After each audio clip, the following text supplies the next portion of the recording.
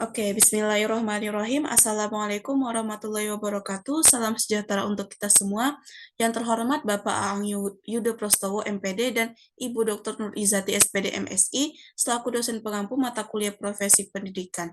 Nah, di sini kami perkenalkan dari kelompok 2 dengan anggota Stefani Luna dengan NIM 230-222, Laidia Aprilia Sesa dengan NIM 230-224, Anissa Gispa dengan NIM 230-225. Di sini kami akan melaporkan studi kasus kami yang berjudul Kadisdik, Guru di Palembang Belum Paham Kurikulum Merdeka Belajar.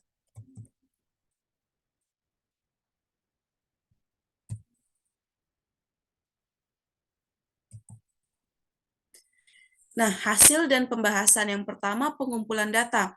Jadi, kami menggunakan teknik pengumpulan data berupa studi dokumentasi. Jadi, dokumentasi adalah salah satu metode pengumpulan data kualitatif dengan melihat atau menganalisis dokumen-dokumen yang dibuat oleh subjek sendiri atau oleh orang lain tentang subjek.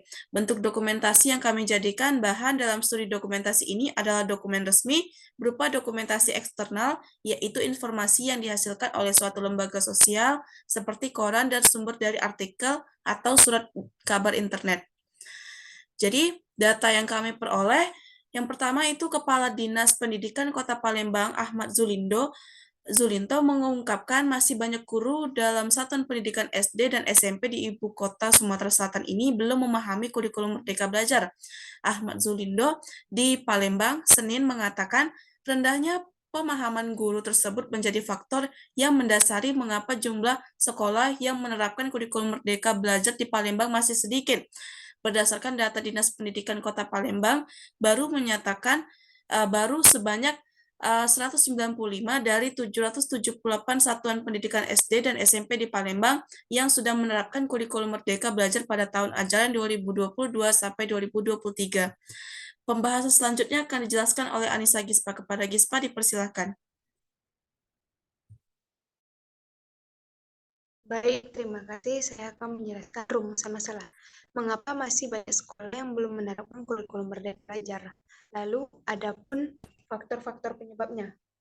Masih banyak guru dalam satuan pendidikan SD dan SMP yang belum memahami kurikulum Merdeka Belajar. Yang kedua, upaya asistensi terhadap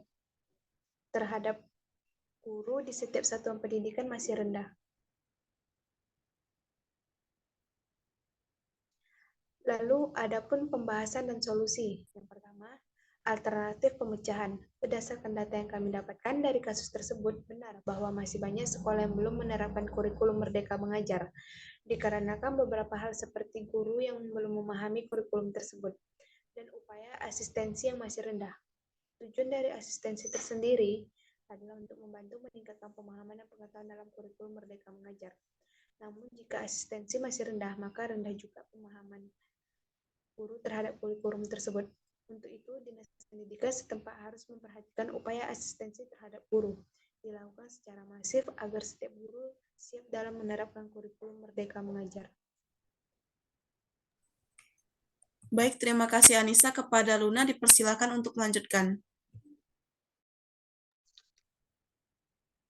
Poin yang kedua yaitu perlakuan. Benar bahwa sudah seharusnya Dinas Pendidikan setempat memperhatikan upaya asistensi guru untuk meningkatkan pemahaman guru mengenai kurikulum Merdeka Mengajar karena kurikulum Merdeka Mengajar merupakan program Kemendikbudristek yang bertujuan untuk pemulihan learning loss dampak COVID-19. Tetapi sebagai seorang guru seharusnya memiliki karakteristik yang adaptif, yaitu tanggap dalam perkembangan zaman. Sehingga guru harus siap dalam menghadapi situasi yang akan terjadi. Maksudnya adalah kurikulum senantiasa berganti seiring dengan berjalannya waktu dan perkembangan zaman. Itulah tugas guru yang harus tanggap dalam memahami setiap kurikulum, sehingga tidak ada lagi kata gagap dalam perkembangan zaman. Next. Poin ketiga yaitu evaluasi. Jika guru hanya menunggu digerakkan oleh pemerintah setempat, baru mulai bergerak untuk memahami kurikulum tersebut, maka pergerakannya akan sangat lama.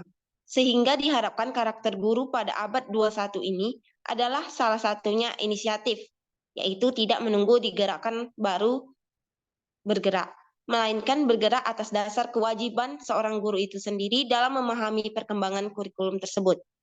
Yang keempat, tindak lanjut. Menurut pendapat kelompok kami, pada kasus ini diharapkan kepala sekolah yang belum menerapkan kurikulum merdeka belajar harus cakap dalam mempersiapkan segala sesuatunya, mengingat sarana dan prasarana yang sudah memadai.